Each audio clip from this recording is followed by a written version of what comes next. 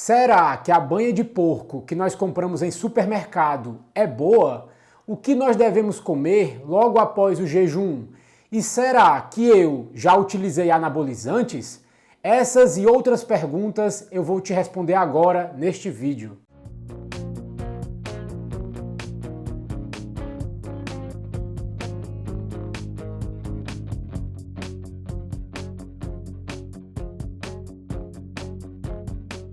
Opa, tudo bem? Se você não me conhece ainda, eu me chamo Bruno Shoa, eu sou nutricionista e também um estudante de ciência nutricional. Eu leio muitos livros e também muitos artigos científicos para poder te trazer o que há de mais atual no campo da alimentação e nutrição hoje em dia para a sua saúde, emagrecimento e estilo de vida.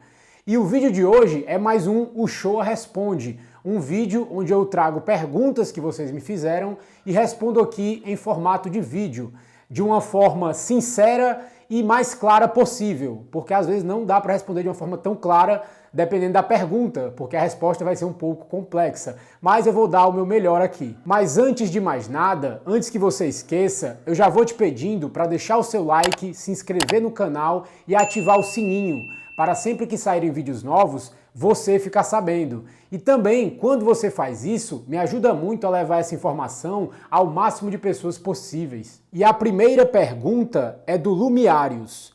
Bruno, o que você acha da banha refinada de mercado? É melhor do que óleos de sementes ou a mesma coisa? Antigamente, eu acreditava que essa banha de porco mais refinada, que nós compramos em supermercado, poderia ser usada sem nenhum problema, justamente porque é uma gordura animal e seria uma gordura bem mais natural, comparada aos óleos de sementes, como óleo de girassol, óleo de milho, que seriam gorduras muito industrializadas, pró-inflamatórias, que passam por diversos processos químicos e mecânicos para poderem ser produzidas. Eu, hoje em dia, ainda acredito que a gordura de porco é bem melhor, muito melhor, que essas gorduras vegetais, de soja, milho, linhaça, girassol. A gordura de porco, na minha opinião, ainda é bem superior. Só que eu descobri que esses porcos, muitas vezes, podem ser alimentados com rações, milho e soja. E esse tipo de alimentação pode modificar a gordura do porco. Essa gordura do porco começa a ter bem mais ômega 6 do que ômega 3. E ômega 6 em excesso é um tipo de gordura que vai inflamar o seu organismo. Então, desse ponto de vista, eu acredito que as duas melhores gorduras a serem utilizadas hoje em dia seria a manteiga e o óleo de coco. O óleo de coco, justamente por ser um produto mais fácil de produzir, apenas extraído do coco, e também a manteiga por vir do leite da vaca. E a vaca, por ser um animal ruminante, é bem mais difícil que ela aumente as quantidades de ômega 6 no corpo por uma alimentação à base de rações. E mesmo assim, hoje no Brasil, a grande maioria das vacas, do gado que existe, é alimentada a pasto. Então a chance de você comprar um leite ou uma carne de gado que seja alimentada a pasto é muito alta. Então hoje eu acredito que a manteiga e o óleo de coco seriam as melhores opções. Porém, isso não quer dizer que eu não uso mais gordura de porco. Eu ainda uso. O meu pai, ele produz a própria gordura de porco. Ele compra o toicinho do porco, ele frita para poder fazer o torresmo, e quando o torresmo está pronto, ele solta muita gordura. O torresmo fica sequinho lá na panela e solta toda aquela gordura lá da barriga do porco. E aquela gordura ele guarda em um pote, bota na geladeira e aquilo ali já serve para nós utilizarmos. Então, de vez em quando eu uso gordura de porco ainda, mas também estou usando manteiga. O óleo de coco eu até utilizo. Mentira minha. Eu já utilizei.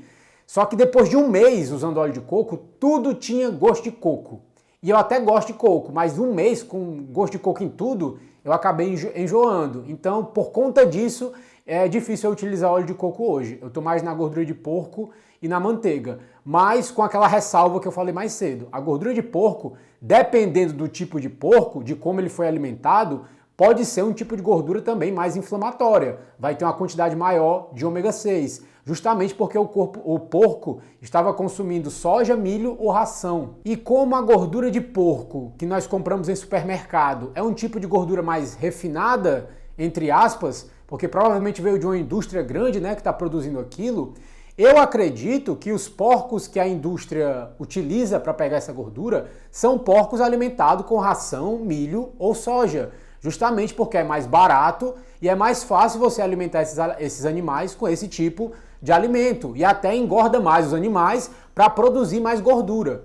Então, se você conseguir pegar um porco de uma fazenda ou um porco que você sabe que foi alimentado apenas com alimentos naturais, tudo bem, não vejo problema. Nesse ponto de vista, a gordura de porco seria a melhor opção possível. Mas para comprar em supermercado, eu acredito que esses porcos vão ter uma quantidade muito grande de ômega 6 na composição da gordura, o que vai tornar ela mais inflamatória. Então, se você vai no supermercado e está querendo comprar uma gordura, seria melhor você comprar o óleo de coco ou a manteiga. Agora, caso você vá fazer igual meu pai, comprar a barriga do porco crua, o toicinho, fazer o torresmo em casa e aproveitar a gordura, pode ser feito. Só que aí vai ter meio a meio. Tem uma chance de ser um porco bom alimentado com alimentos naturais e tem a chance de ser um porco alimentado com ração, soja e milho. Aí você pode tentar jogar na sorte. Ou você pode tentar achar um porco em alguma fazenda, em algum canto, dependendo da localidade onde você mora, que seja um porco, aqueles porcos mais criados ao ar livre, ao natural, comendo comida que normalmente porcos comem e não comendo ração. E aí você já poderia comprar a barriga desse porco para poder fazer a gordura ou até falar com o produtor, ver se ele vende a gordura por fora, enfim. Mas dependendo do local onde você se encontrar, né, numa cidade grande, isso vai ser muito difícil. Então seria melhor você optar pela manteiga e pelo óleo de coco, pela praticidade e pela segurança. E a próxima pergunta é do Lirton Frota. Tô querendo fazer essa dieta, pois tive tendinite nas mãos e a única coisa que resolveu foi a mudança na alimentação, quando mudei para a dieta paleo. Mas depois relaxei e voltei a comer errado. Gostaria de saber como lidar com a dor de cabeça forte que dá no início até a adaptação e o problema da prisão de ventre. Aí, no caso, a dieta que ele se refere nessa pergunta, que ele quer começar a fazer, é justamente uma dieta comendo mais proteína e gordura e com menos carboidrato, que é uma alimentação básica que eu indico no começo para quem está querendo emagrecer de uma forma mais fácil e mais rápida. Mas aqui, no caso, ele mandou duas perguntas em uma, então vamos responder uma de cada vez. E a primeira pergunta foi como diminuir as dores de cabeça forte que normalmente acontecem quando você está começando essa nova alimentação. A dieta paleo, que ele citou na pergunta, é um tipo de dieta que foca nos alimentos que nós comíamos na era paleolítica. E é uma alimentação boa, justamente porque vão ser alimentos que o nosso corpo está adaptado a comer ao longo da evolução humana. É um tipo de alimentação que não entra industrializados, processados e refinados. Só que é um tipo de alimentação que é muito restrita apenas ao tipo de alimentação da era paleolítica. E eu acho que não precisa ser tão restrita assim. Você pode utilizar outras opções mais industrializadas, mas que sejam saudáveis. Então dá para encontrar um equilíbrio. Mas a questão da dor de cabeça é a seguinte. Normalmente você sente essa dor de cabeça quando o seu corpo está viciado entre aspas, viciado não seria a palavra, mas entre aspas, viciado em alguma substância que você estava ingerindo na alimentação. Por exemplo, o que eu vejo muito no consultório são pessoas que estão consumindo muito açúcar diariamente ou então comendo muitos alimentos feitos com farinha de trigo diariamente, como pão, por exemplo. E quando nós tiramos esse tipo de substância da alimentação, no caso o açúcar e o glúten do pão, a pessoa pode sentir irritabilidade, pode sentir dor de cabeça. Aí você vai ter algumas opções com a dor de cabeça. A primeira opção seria você não retirar todos de uma vez. Você diminui drasticamente a quantidade que você está utilizando, tanto de açúcar como de farinha de trigo. Só que você não vai tirar totalmente, porque senão provavelmente a dor de cabeça vai vir. Então você reduziria drasticamente, mas deixaria, por exemplo, 1 ou 2 quadradinhos de chocolate para você comer, já para ter um pouquinho de açúcar ali, ou até deixaria um pedacinho de pão para comer no final do dia, ou então em algum horário que você ache mais pertinente. Justamente para você ir adaptando ao seu corpo a essa retirada dessas substâncias. E depois você vai começar a utilizar essas substâncias de vez em quando. O que não pode é todo dia, porque senão você vai meio que viciar de novo, entre aspas, né, o seu corpo nessas substâncias. Ele vai querer ficar consumindo. E se você retirar de novo, você vai sentir meio que uma abstinência. A melhor palavra para definir isso é abstinência. Quando você retira alguma coisa, você vai se sentir meio mal, dor de cabeça, furioso, ansiedade, você começa a se sentir mal. Parecido com alguém que está usando droga e você quer tirar a pessoa da droga. Você primeiro corta totalmente. A pessoa passa por uma crise de abstinência, sente febre, dor de cabeça, fica irritado, fica meio fora de si, então isso pode acontecer. A primeira opção seria você diminuir drasticamente, mas não retirar totalmente. Você vai diminuindo aos poucos, ou diminui bastante, mas ainda deixa um pouquinho ali para o teu corpo não sentir essa abstinência tão grande. A segunda opção seria você retirar totalmente, aguentar a dor de cabeça, ou até, se estiver muito forte, tomar um medicamento para dor de cabeça. Então, eu não sou muito fã de medicamento, certo? Porque não é nem que eu não seja fã, deixar um pouquinho claro. Eu gosto de, não é nem que eu gosto, dá para usar medicamento, o medicamento foi feito para nos ajudar, só que o medicamento é como se fosse uma muleta, ele vai te ajudar por um período ali que você está precisando do medicamento, então ele vai te dar um suporte para você resolver o problema do seu corpo e depois que você resolver o problema, você para de usar o medicamento. O problema é que hoje em dia a maioria das pessoas quer usar medicamento cronicamente, todo dia, tá com um problema, tem que usar medicamento e vou usar esse medicamento pro resto da vida. Não, isso está errado. Então, nesse momento, você poderia estar utilizando um medicamento para dor de cabeça. Você pega, tira toda a substância que está te atrapalhando em questão de saúde ou emagrecimento, que seria, no caso aqui, mais o açúcar e o trigo, só que também entraria margarinas e óleos vegetais, só que eles não causam dor de cabeça, como o açúcar e o trigo, e você sentiria dor de cabeça.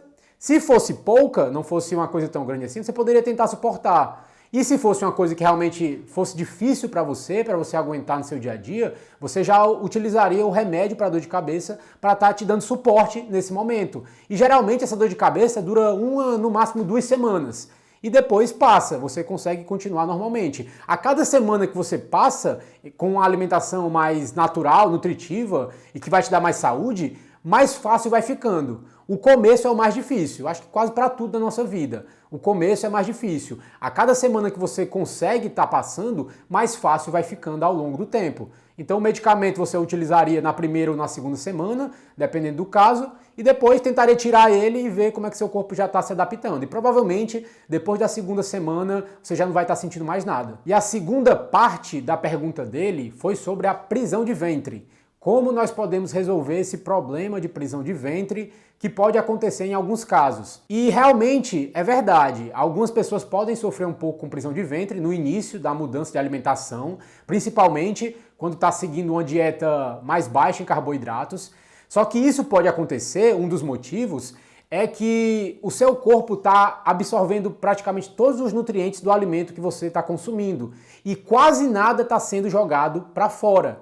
E você não vai fazer o número 2 porque basicamente não tem nada ali para formar o bolo fecal para te fazer ir no banheiro. Só que também tem outra coisa, prisão de ventre é quando você está realmente empachado, sente vontade de ir no banheiro e não consegue, sente aquele estufamento na barriga, você se sente mal. Esse é o ponto.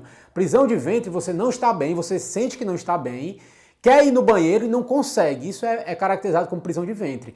Às vezes pode acontecer de você não ir no banheiro até 3 dias, mas está tudo bem, está se sentindo ótimo, maravilhoso, não está se sentindo mal e você não está indo no banheiro. A única coisa que está diferente é essa. E se isso estiver acontecendo, não tem nenhum problema, não é nem caracterizado como prisão de ventre.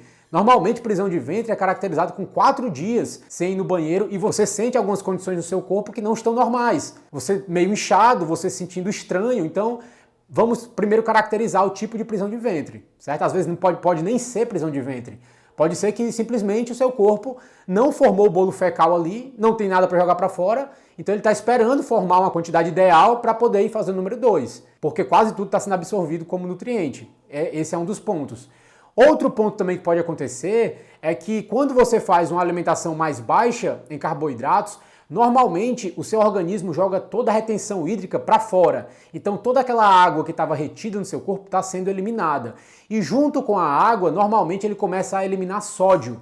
E isso pode desregular um pouco o funcionamento intestinal. Então você poderia tentar solucionar o problema de prisão de ventre aumentando a ingestão de sal na sua dieta. Muitas vezes isso resolve. E a próxima pergunta é do Bruno R. Opa, uma dúvida. Chás naturais, recomenda ou não? Olha, a questão do chá é a seguinte. Dependendo do chá que você vai estar tomando, vai te trazer alguns benefícios, como por exemplo o chá de camomila, que vai te tranquilizar, vai acalmar. Tem também um chá de maracujá, por exemplo, que vai te dar mais sono, te ajudar a dormir, ajuda na insônia. Então você pode estar utilizando o chá, se você quiser, para estar te ajudando em alguma coisa específica. Porque o chá basicamente é você pegar o extrato ali vegetal, usar a propriedade daquela planta para algo no teu corpo, para te ajudar na tua vida, em algo no teu corpo. Parecido com o medicamento. Só que o medicamento vai ser uma coisa mais forte, né? Mais concentrada, mais processada, então já é outro nível. O chá seria uma coisa mais leve, mais tranquila, então dá para ser utilizado. Só que chá não faz milagre. O que eu vejo muito por aí são pessoas achando que existe um chá milagroso que ela vai tomar e vai poder comer o que quiser e vai emagrecer e vai continuar saudável. Ou então, o chá seca a barriga, que esse chá ajuda a emagrecer e tal. Muitas vezes o que acontece é que quando a pessoa começa a tomar esse chá, ela também muda a alimentação junto. E aí ela começa a emagrecer, começa a ver resultado e acha que foi o chá. Eu duvido que se você começar só a tomar o chá e manter uma alimentação errada, que se você sempre manteve, você vai ter algum resultado. O chá ali vai ser basicamente inútil. Então o chá é a cereja em cima do bolo. Tem muito mais coisa para você se preocupar, como por exemplo a própria alimentação, o que você vai estar comendo no seu dia, do que o tipo de chá que você vai estar utilizando. Então só faz sentido você pensar em tomar qualquer tipo de chá se a tua alimentação já estiver boa. Bruno, já estou comendo alimentos bons, nutritivos, minha alimentação está maravilhosa. Quero usar tal chá. Posso? Pode, não vejo problema. Eu só não te indicaria utilizar aqueles suplementos que são vários tipos de chás juntos e o teu fígado vai ter que ter um trabalho gigantesco para metabolizar todos aqueles chás. Porque tudo vai ser metabolizado no seu fígado. Não é porque o chá é algo natural que não vai ser metabolizado, não. Vai passar para o fígado vai metabolizar aquilo ali e vai excretar. Então tu vai dar trabalho para o seu fígado. A mesma coisa o medicamento. Você vai tomar um medicamento, o que é que vai metabolizar ali o medicamento? O teu fígado. O teu fígado vai desintoxicar aquilo ali do teu corpo e vai jogar para fora. Eu já vi aí alguns casos de pessoas que tomaram umas cápsulas de 400 chás, não sei o que. O pessoal acha que quanto mais melhor, né? Mas nem sempre. Aliás, na maioria das vezes não é. Então 400 chás são 400 tipos de plantas colocadas ali no chá, geralmente em cápsulas ou em pó, que o teu fígado vai ter que metabolizar. Então se você tem problema com o fígado, no seu fígado, eu não indicaria estar utilizando, a não ser que seja aquele chá mais in natura, que você pega o sachêzinho, bota na água quente, faz o chá ali, toma na xícara, tudo bem, tranquilo. Um tipo de cada vez.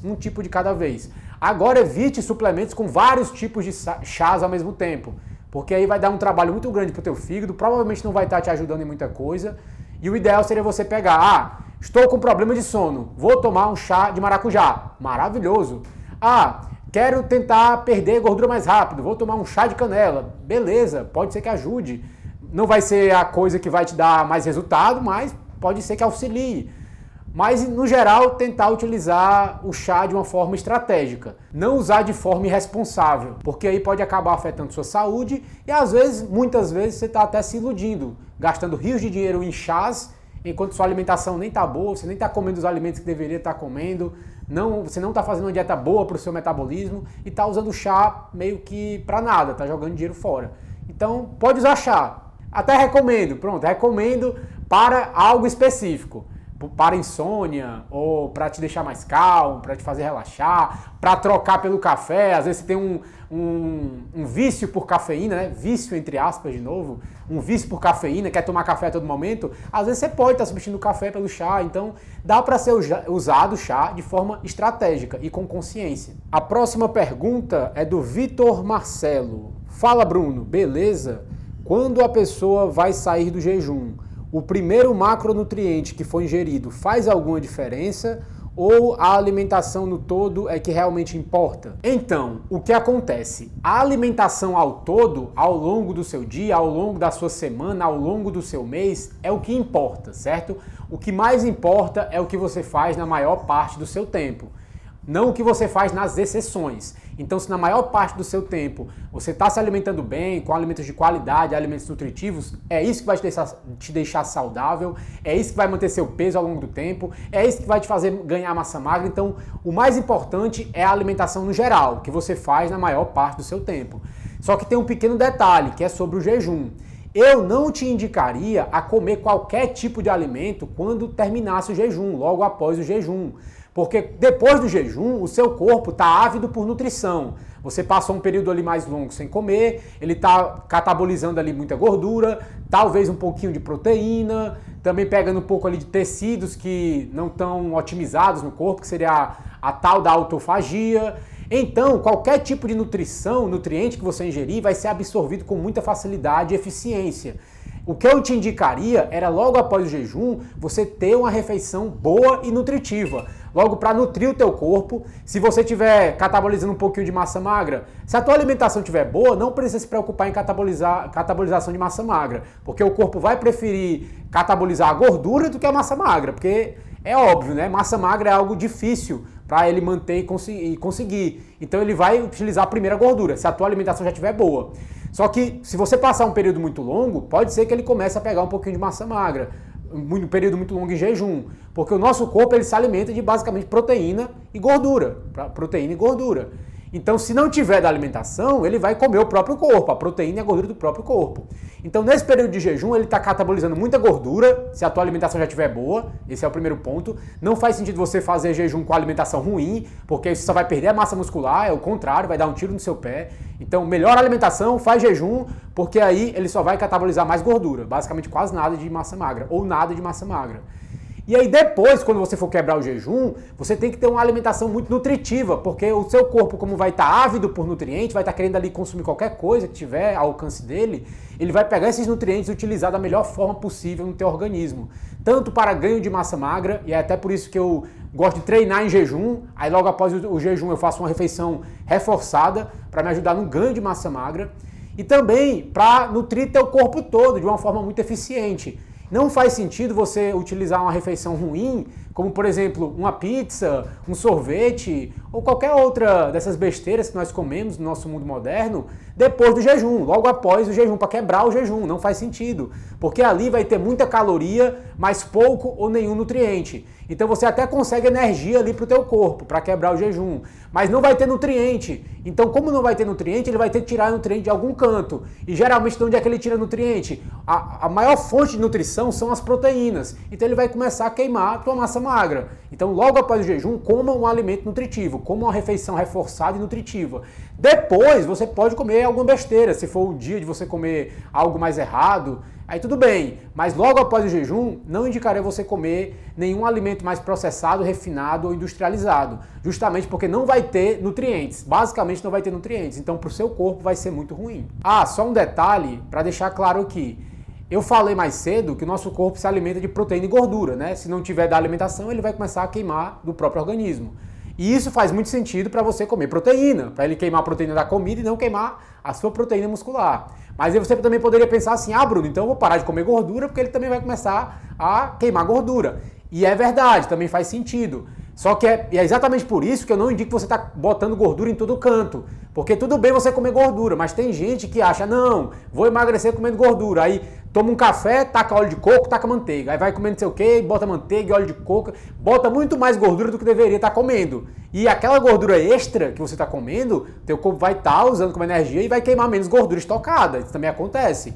Só que outro ponto é que quando você diminui o carboidrato e deixa a gordura como fonte de energia, a sua insulina vai ficar mais baixa, muito provavelmente, vai diminuir. E isso vai facilitar com que teu corpo queime a tua gordura corporal, entre em estado de lipólise e oxide aquela gordura corporal que você quer perder. Só que aí, como eu falei, né, é uma resposta mais complexa. Não dá para eu explicar exatamente isso aqui. Para isso você teria que assistir o meu vídeo falando sobre a insulina, entender como é que a insulina funciona no seu corpo, quais são os alimentos que ativam mais a insulina, enfim, mas só para não ficar jogado essa informação. É por isso que eu disse que tem algumas respostas que são mais complexas. Eu vou deixar aqui embaixo um vídeo onde eu falo sobre a insulina, para você entender o contexto da insulina, certo? E a próxima pergunta é do Lumiários novamente. Bruno, você já usou esteroides /venenos? Sua gordura corporal parece muito baixa pelas fotos do shape. Qual o seu BF? BF é porcentagem de gordura, né?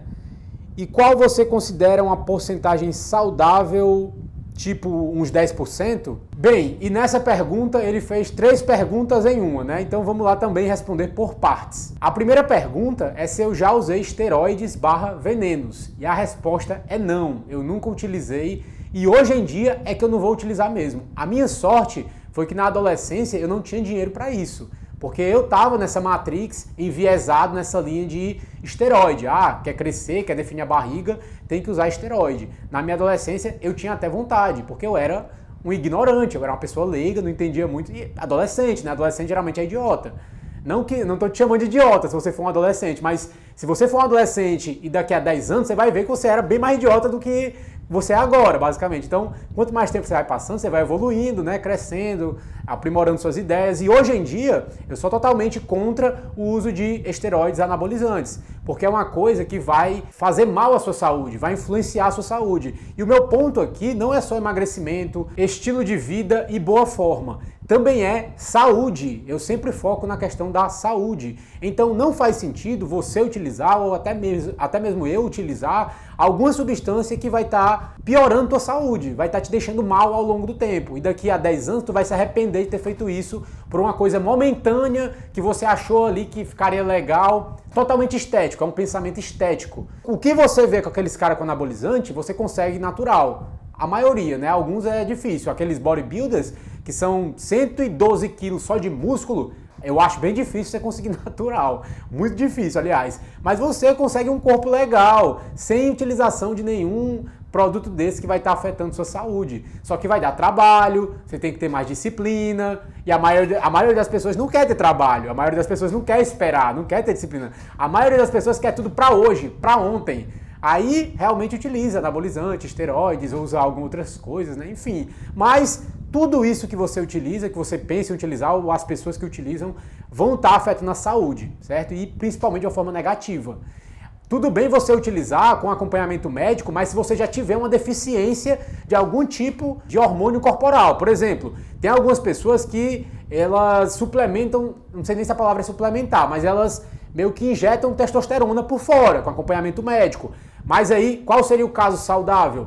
Ah, eu fiz um acompanhamento médico, fiz uma consulta e ele detectou que o meu nível de testosterona está baixo, minha alimentação já está boa, estou fazendo tudo certo, mas a testosterona não aumenta.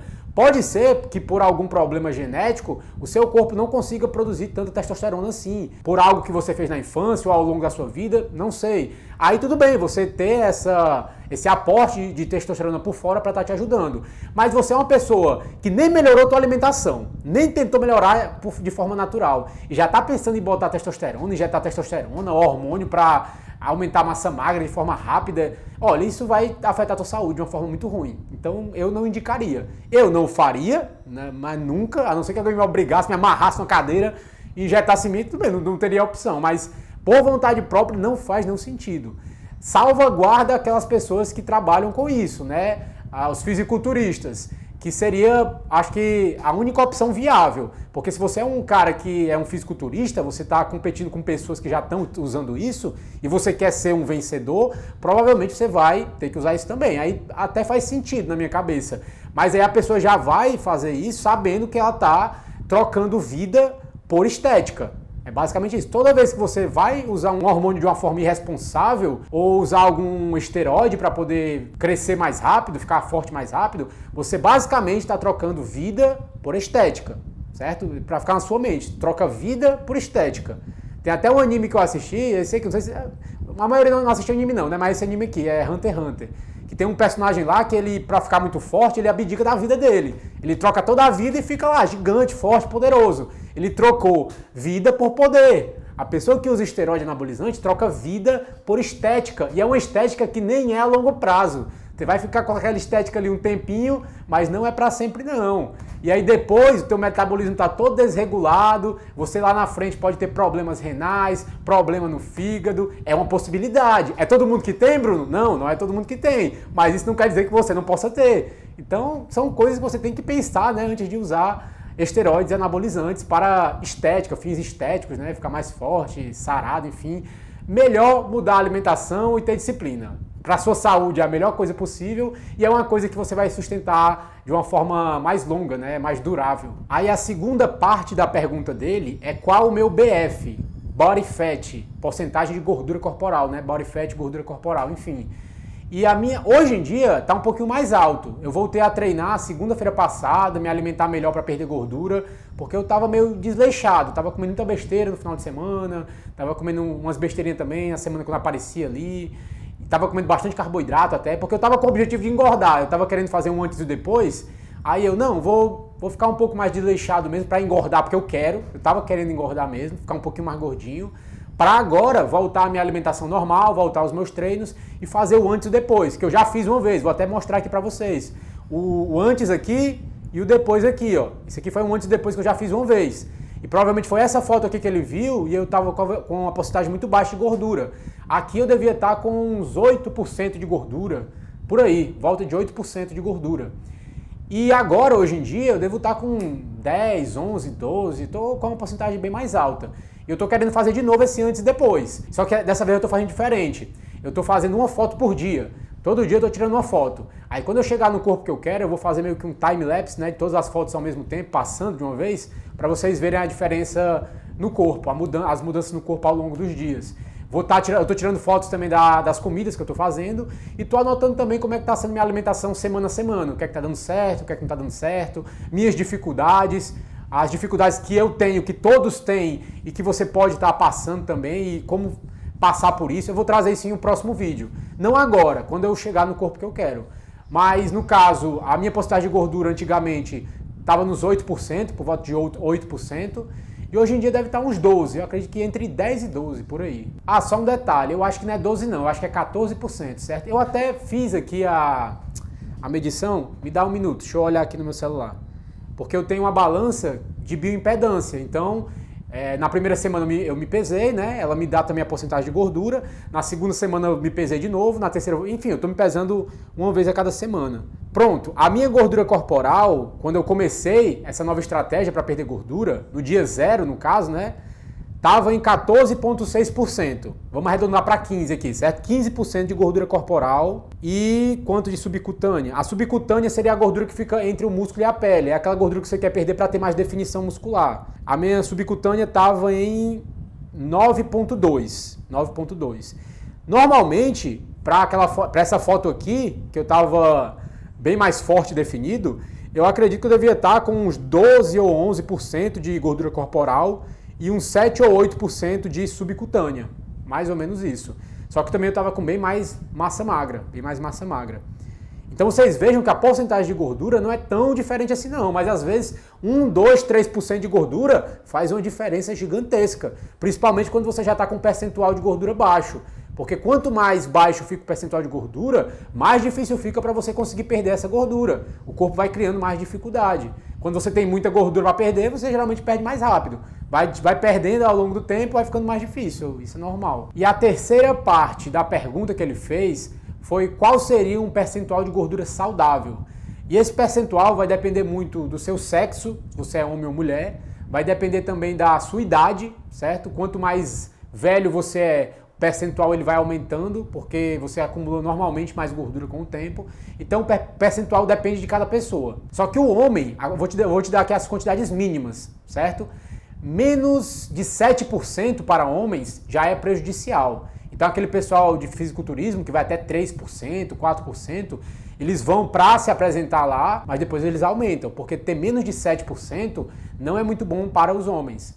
Para as mulheres, o mínimo é 14%, o dobro que os homens. Então, mulheres abaixo de 14% de gordura também não é muito bom.